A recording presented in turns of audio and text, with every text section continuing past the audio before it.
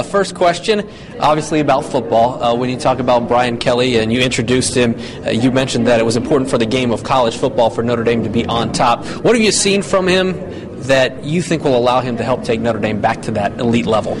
Well, there's several things. One is, as reflected in his record, 18 winning seasons in 19 years as a head coach at such a young age. He knows how to win. He knows how to build a winning program, and he brings all of those elements with him. Secondly, he is a remarkably strategic guy. Everything he does relates to winning. I mean everything, and that's great to see. And third, his enthusiasm. This is where he wants to be.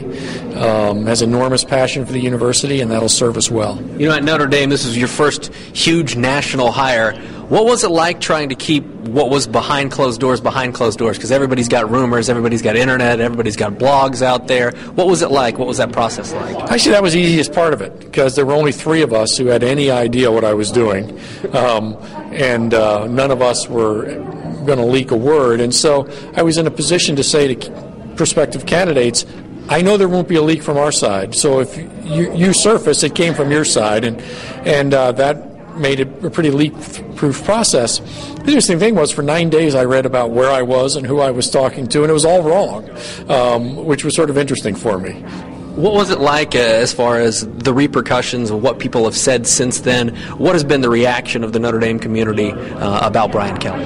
Well, the reaction's been extraordinarily positive, and that is a tribute to Brian. He is so comfortable with people. He's so eager to be a representative of the university. I mean, in his first week, he ate in the South Dining Hall. He's walked through buildings just to say hello to people, and he's been really warmly embraced because he's embraced the university himself. You know, the Big Ten back in '99, they approached Notre Dame about being a member of the Big Ten, and then more recently, as little as a month ago, you issued a statement saying that you didn't want Notre Dame to be a part of the Big Ten, basically from the football perspective, that you wanted to stay independent. Why is that so big? And do you ever see yourself as a university joining the Big Ten Conference or any conference?